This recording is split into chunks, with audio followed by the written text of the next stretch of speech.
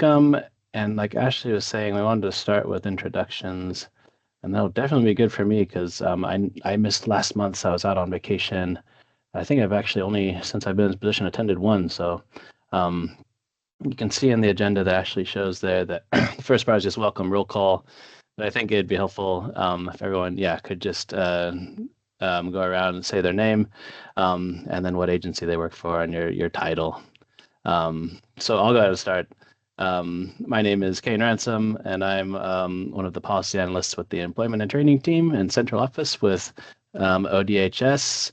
And I've been in this role since June 10th, I believe is the first day that I started, and have been wearing lots of hats, taking on lots of things, and have been a part of this group. But yeah, like I said, haven't attended too many meetings yet, so I'm excited to be here today to, yeah, just talk about this program and hear from all of you. I think you all know Ashley well, but Ashley, I'll go ahead and pass it on to you for intro. All right, sure, thanks. And sorry, I don't know, my headphones and mic are not syncing, so it keeps going like on and off, on and off. Anyway, if you see it come on and off, sorry, I have no control over that. I'm Ashley Tai. I work for ODHS in our TANF policy team, and it's good to see all of you. I will pass it to my teammate, Vicki. Hi all, Vicki Partridge Highland. I've been with ODHS Self-Sufficiency for 25 years and with the TANF policy team, I think 2.5. I was trying to figure it out as we were visiting, but I'm happy to be here.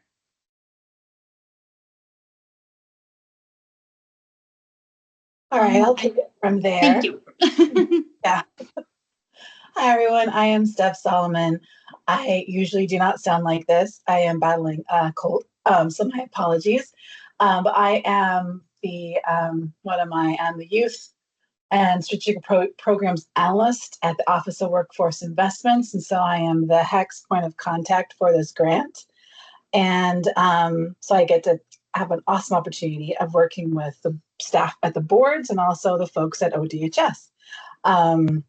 I've been with the HEC for just about 7 years, so been around for a little bit.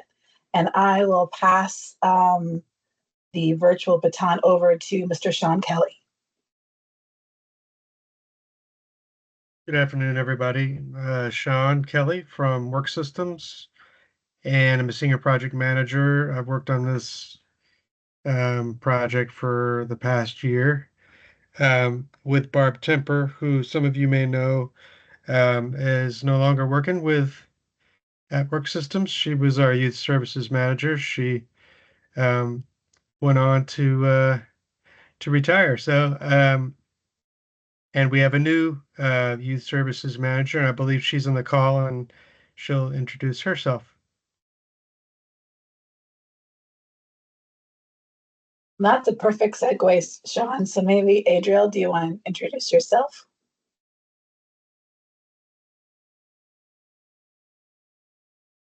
Oh no, unable to speak. So she's going to put that into the chat. Okay. Well, no worries, Adriel. I will pass it over to Amy. Hey, everybody. Amy Black. I am the Youth Program Manager with Clackamas Workforce Partnership. Nice to see the small group. And I will pass it over to Jenny Young. Hello, I'm Jenny Young with CTEC Youth Services. We're the provider for Clackamas County and CWP for the TANF YEP and WIOA and all that good stuff. So nice to see everybody.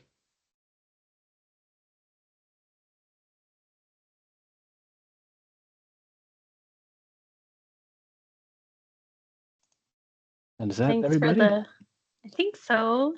Thanks for the spelling correction. Sorry, I had names spelled incorrectly. I think I got them, but please let me know if you notice anything else.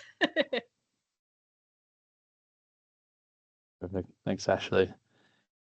And then, yeah, thank everybody for introducing yourselves and for being here today. And you can see after Welcome Roll Call, we really wanted to use this time to hear from all of you. I know we generally have this as a part of our agenda, just hearing about, how things are going, but I think we wanted to really focus in on that with some questions that I know Stephanie sent out ahead of time. And thanks, Ashley. I was going to show that, but you're ready to go. So you should have all gotten this email a couple weeks before this meeting, just to have some things to consider and think about in preparation for, sharing out during this meeting.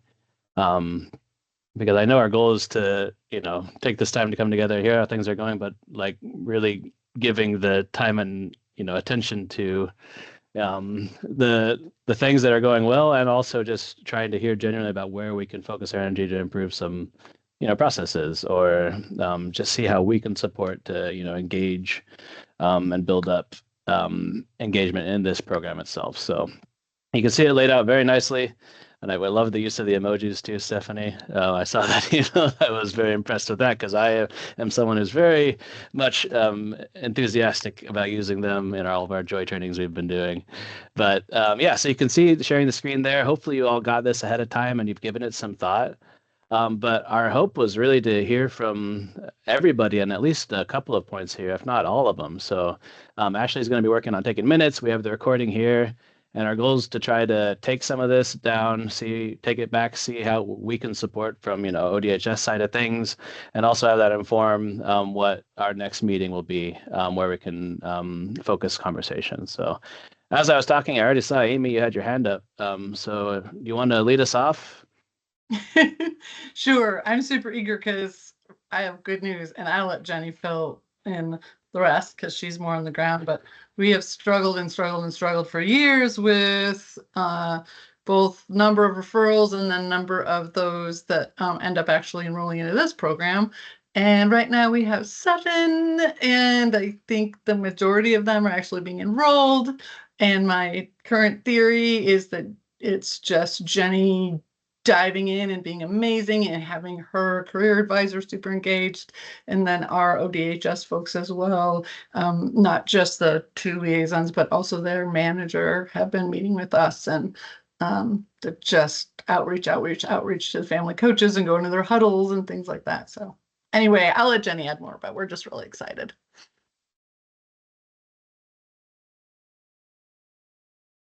Yeah. So like Amy said, we had 7 youth that have been referred to us. One of them was 14, so and it was in a family that was referred to us of 3 different boys. So one not ready for this program yet, but we're still helping them under a different grant. And some challenges that we've had is a lot. I don't think any one youth has I-9 documents yet. So we're working on that piece and trying to help them to kind of figure out what career choice they might want, and trying to figure out school piece and how we can work the work experience around the school, and all those challenges. But like Amy said, yeah, we've been meeting with ODHS staff to talk once a month, the 4 of us, 5 of us, if we count in Tony, who is the person who is our the advisor that I've been working with, and she's been going to the huddles at ODHS, and at least I think once a month, if not twice a month, to both North Clackamas and Oregon City. And that seems to be the biggest. It's just getting her face out there and just reminding everybody, hey, we're here. And really we're kind of, we're promoting this TANF Yep, but really we're promoting our program also, because not every youth is going to be perfect for the work experience, but we're here to help in any way we can. So that's nice. One youth did do a work readiness training of ours, which is really cool, and enjoyed it. And now he is enrolled to start GED classes because he had dropped out of high school, and he's still pretty young. So He is going to be starting GED classes in September, or well, it is September 30th, so in a week. And then that particular youth also said that he wanted to do welding. That's his career choice. So we're trying to set him up to do the welding IET, and I can't remember what that stands for, but integrated education training, I think, something like that. But yeah, do that with the GED at Clackamas Community College. I think that was all that I have off the top of my head, but please ask questions. No, thank you for sharing, and it's great to hear the uptick in referrals and just that starting off with celebrating success. And I guess it seems kind of like a simple thing, but maybe it's not, and that is just from the family coach perspective, that sometimes things can be out of sight, out of mind, even the best possible programs, right? And I think that effort to kind of just be present a couple times a month, again, simple, but maybe effective on just making sure that's, on family coaches' minds when they're working with their families. So I'm not sure, that may just be a best practice, but just thinking going forward, that may be more of like a, whatever the next thing that's stronger than best practice is, that's not, completely mandatory, but, something like that we can help facilitate if, for other districts, because that sounds like District 15, that's working really well. But other districts trying to, if it's the actual family coach huddles that you think are most effective, or if it's their unit meetings, I think, different districts have different structures for their regular recurring meetings, but most should have regular huddles for the coaches. So maybe for others, if that's an area, because I think probably the biggest concern is just the number of referrals getting over to y'all, right? Is maybe seeing how, we can replicate that elsewhere. So thank you, Amy and Jenny, for sharing. Did anyone else have anything to add or questions from what was shared? Yeah, from our side, up in Multnomah and Washington counties, I think we have a good relationship with DHS, and a good outreach and youth coming to our programs. I think somebody mentioned that we're generally selling our WIOA funded programs, of which the program is integrated, with that focus on work experience. The biggest challenge for us this year, and I went back and looked at all the quarterly reports from our provider, is housing. So housing stability, high rent, and the rent, the ARPA and other pandemic related rent assistance just disappeared. And these are young people, in and out. And so our provider talks a lot about the housing resources that they've found, but they're basically, can't meet the demand from the youth. And I think you see career plans and program plans interrupted because of this housing instability and having to move and having to leave and go live with other folks. So that's one thing that they've been asking me, for more support with. But nonetheless, we've on the outcome side, we've been able to, youth have been able to achieve some really nice outcomes. I saw 9 youth start some form of occupational skills training, half of which in the community colleges, towards AA or towards, shorter term career related training. And then we had some good engagement in our paid work experience as well, in addition to some youth who are working on completing their secondary education. So we're excited that, we were able to get some of those, especially getting into college and being able to start doing some of that, more difficult coursework, and having to juggle other things as well.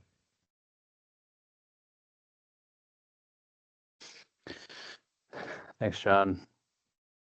I'm glad to hear some success, but also just recognizing that unfortunately is a common barrier. I think we see across the board when housing comes up. And then in Multnomah and Washington County, just the cost of living, uh, not just inventory availability, but that factor too, it makes it quite challenging. And I don't know, I'm assuming that's also just been a regular, just, concern that's been brought up in this group and others. So I don't know if there's already been conversations about what to do when that does come up. I know that there, like you said, there are agencies, like I come from working in Washington County, who of course, offer housing navigation and services, and our family coaches have support services, but those aren't obviously solutions all the time to what comes up. But I don't know. I guess I'll frame that in the form of a question. Is there anything that's been discussed here, even if it's not a perfect solution as far as like when housing issues come up, like facilitating a connection, to the family coach, at least so they're aware. I'm assuming they are, but to help with some of that resource navigation, to hopefully not have it be an interruption in progress, towards what they're otherwise working on. Because I don't want to with the housing, I know I've been in so many meetings where that comes up and everyone kind of says, yeah, that is a challenge, and then it kind of drops there. So I want to try to have at least some effort to at least offering, something, even if it's not the most creative solution, but encouraging, that connection. Because again, I'm kind of rambling here, but we see it with our family coaches too for our support service spending, that's consistently everywhere the highest, figure is for housing support. But I mean, do you find it like when that comes up, Sean, that it is kind of a complete interruption, like to the point where it's probably even hard to engage with the individual because they're just more or less in survival mode trying to move to the next option? Or is it something where you think there's an opportunity to try to connect with resources to prevent that, break in progress? Yeah, I'll have to talk to our provider about that. I think it's more. I think they're hanging on to these youth, with the having the joint relationships, but it's just they're needing to move from one spot to another. It could be in a different part of town, and so there is a break, but it's not a permanent break. Luckily, as far as I can tell, that we're hanging on to them. But yeah, I don't know. I'll have to investigate further. There are some community-based resources that they've identified and have been using, like for instance, non-shelter-based showers and free food offered by a particular provider to youth in this program and others. So at least helping them know, like, so they don't have to be out on the street or end up in the shelter system. Yeah. Right. But as far as like rental vouchers, I mean, those are the kinds of things that have become real scarce, and Sure. and spots, where we might say, oh, this could work for you. Right. Yeah, thanks for sharing. And yeah, if you look into it and have anything at the next meeting, like revelations or just more info, definitely feel free to share. Sorry, Janie, go ahead. Oh, no. For the family that was referred to us with the 3 boys, they also their housing is all over the place. So Tony had connected them with the McKinney-Vento liaison with North Clackamas School District, as well as connecting them with the Wichita Center for additional just clothing and food, anything to try to help out, as well as talking with the DHS coach.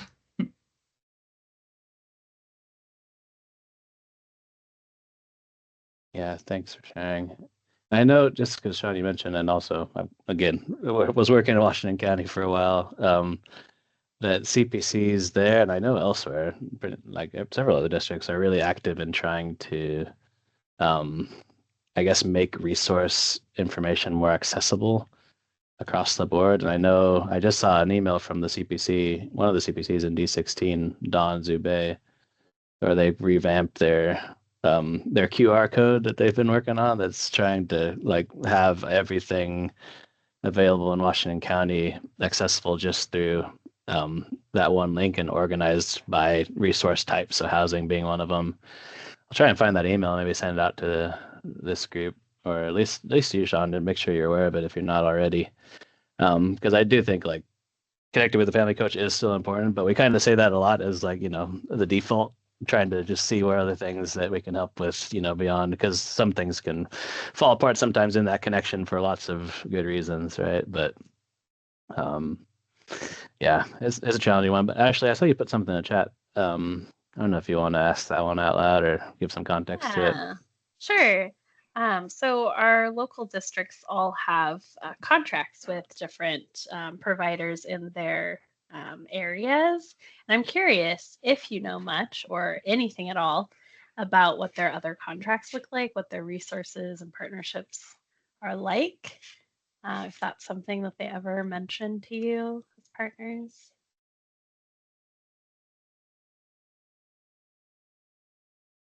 No, I don't, unfortunately. But I definitely will follow up with them. Yeah, I think in this kind of setting, it's not real appropriate for us to go through everything with you, but I think that would be really great for our local point people or the leadership in the local areas to share, because we do, like, just thinking of District 16, that's Washington County, District 2, Multnomah County, and District 15, Clackamas County, we have between those two, gosh, we have probably close to 20 contracts, or between those three, close to 20 contracts. And each of them, focus on different things, like housing stability is one that, we've got resources for in all three of those districts. So I was just curious if you knew anything. And if not, I think that's something that we can also encourage our leadership teams to be open about and share, because as partners, it's nice to know what other resources are available, so you're not just feeling like you're alone in this. And of course, family coaches could connect the participants to those resources, but I think it's nice for you all to know as well. Just knowing what's out there, I think, can make a big difference. Thanks for sharing openly. Yeah, Sure. knowing what's out there, and then also, Sean, were you gonna add something? No, I said I just don't want to sell short our provider. He probably knows more than I do. I just remember during the pandemic and shortly after, there were these large, multi-service meetings where, workforce would be meeting with housing, etc. I'm sure DHS was at the table or maybe even convening these, but those haven't happened as much that I've been aware of. And so I'll need to go check in and see what.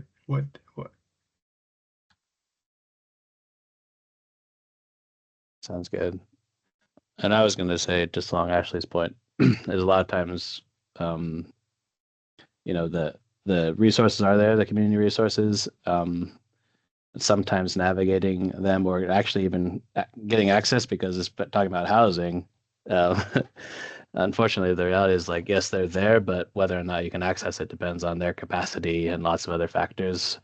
And sometimes that connection from the family coach through one of the actual contracts we have, like a jobs referral, is almost like kind of a golden ticket to get that support. And so I see like those things playing well together, that if they are also working through the YEP program and potentially have a path in some form towards self-sufficiency, that kind of combining those two, are like having that be a factor. Because I know for housing, oftentimes they look at that, right? Like, what is the short-term goal for self-sufficiency, and that could be a very relevant factor for a good referral for some rent support.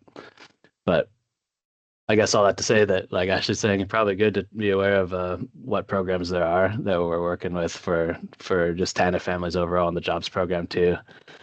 And I'll resist going into joy conversation. I think that was maybe one we talked about last time, but that's always on the mind, talking about the joy system. But I know that's not relevant for the TANF yet program. But okay, I think everyone has shared. I know, Adriel, you're having the mic issues, so no worries. But you can see what we have on the screen as far as topics. I think we've talked about the successes and some challenges, particularly with housing. But trying to, I guess, we're also just more or less, I think, in open forum, and actually pose that question. But just thinking about next steps, things to continue to build on or discuss at the next meeting. Several people shared certain things, but it sounded like that referrals maybe have been okay recently, or that they've seen already recently, at least from these two groups, an uptick or just some better engagement. So I guess to kind of build on that, or not lose any momentum, or just bring it forward to be captured in the minutes. Really, Amy, Jenny, you think that's attributed to just really intentional effort of getting in front of family coaches, mostly, right? But is there anything else you wanted to add as far as what you think has been leading to that? Because that's such a huge piece, is actually just getting that connection made and the referral made, right? Definitely, Tony, going to the huddles. Those seem to be key. And then Amy and I have been meeting with, I don't know exactly what Amy would have to say what their titles are, but I believe they're kind of our liaisons. And when I'm talking about Cindy, Kristen, and Christina, they are able to kind of make policies and also get the word out to DHS coaches. And so we've been meeting with them once a month, and so just kind of both levels hitting that, and that seems to be working. Yeah, there are two community partnership coordinators and then a manager for self-sufficiency. This is Christina Gonzalez Perry. Okay. Thank you very much. You bet. The three Yes, C's, we call them. Yes. The three C's, triple C. Yeah, and I know Ashley was originally from D15, so she was quick to identify those. And yeah, I mentioned Don Zubay. I know there's two other community partnership coordinators in D16. So pretty much every district has a CPC, and I think maybe that could be just more or less a next step or action plan, is if you haven't, tried to make a connection with your service area's community partnership coordinator team, and kind of build on what you're talking about, Amy and Jenny, of beyond just getting in front of coaches, collaborating with them to share updates, get information out at the local level. One additional piece just popped into my head that I think might be helping as well is we do a lot of cross organizational work in like the workforce board and all of our like workforce system partners. We have this workforce 101 every year, and they're like a monthly workforce partner network. And our community partnership coordinators are super involved in that too. So they are like amazing, and they come to 101 and they come to Workforce Partner Network. So I think that's a piece of it as well, is like they can explain, it's like it's like us trying to explain ODHS. It's like we can try. And the workforce system is like that too. So I think their involvement has been really helpful, kind of that information flowing both ways. So. Yeah, absolutely. Thanks for sharing that piece. So I think that in and of itself is helpful, just as things to consider and build on for next. But also that last bullet point, I want to make sure on us that we're not losing anything in particular that maybe we can do to help support some of these efforts. Like I know that bullet talks about specific resources, training, changes that empower you to achieve even more. Even if it's just trying to do what we can to facilitate those connections, because who we have represented today, we just have the Portland metro area, really, right? So I know one thing we got to do is probably try to, however we can, encourage other areas to join. But a lot of that probably comes from I think like we learned maybe like what was it last month or something. We got someone from Eastern Oregon reaching out, just not even sure about whether the TANF YEP program was actually a thing in their service area. So I think there's a little bit of you know more groundwork in some places to start that initial, just like beyond just an email, right? Because I don't know if we always catch people, but something closer to where we've seen the success, and that's just trying to actually get in front of the family coaches, the ones who would be making those referrals either directly in the huddle or through CPCs. So I guess what I'm thinking of as far as what we could potentially do would be looking at the areas where maybe we don't have people here today, where we're not maybe seeing as much activity, and trying to see how we can make the connection that you've shared that's been successful recently for your groups and service areas. And I also, of course, not trying to hide this at all, just sharing that I am still relatively new in this role. So I'm trying to, still, amongst other things, piece together exactly, which we have the agenda here, and I see different agencies represented, but, who, is working in which space, and, how they've been operating. So thanks for your patience as we're piecing that together, but I know I have Ashley and Stephanie are helping me along the way. But yeah, just trying to, I guess, holistically get an idea of, all of our TANF YEP partners and what we can do to build and support. So, but yeah, and I started that, I guess, with a question, and I'll go back to it to make sure it's asked that way. Is there anything in particular that we can do that, from your perspective, to help support and efforts that you've been making?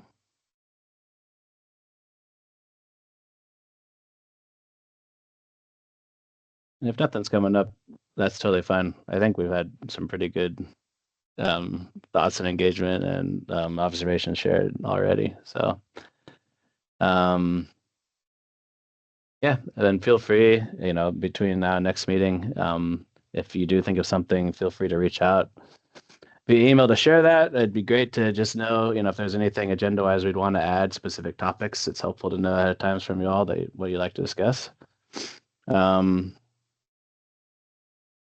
But yeah, Ashley or Stephanie, any other thoughts or topics you'd like to discuss with the group while we're here? I'll try.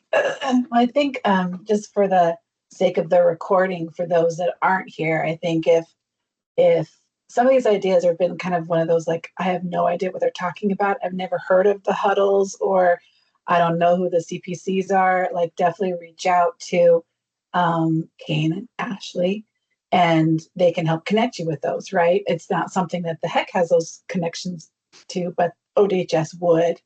So I think there's absolutely ways that we can replicate the cool work that Amy and Jenny and Sean have been able to do in their areas. And so it is just on getting those connections. And so I think that's where we can help make those connections firmer, right? Rather than just sending you an email, maybe it is like, let's do a quick warm handoff with you or your service providers and this, CPC, or here's the huddle and here's the person who's leading it. Let's try and make these more of a relationship rather than it's very transactional. That's where it becomes the most beneficial, is when you have that relationship. So I just really appreciate everyone sharing their thoughts, and definitely reach out if there's something that we can do, or if there's just an idea of like, can these funds do this? Reach out and let us know. And if I don't know, I'll absolutely check with Kate and Ashley about it. And if they don't know, they go to Vicky and they go to other people on policy to figure out if there's some allowability of different things. So that's all I think I would add. Ashley?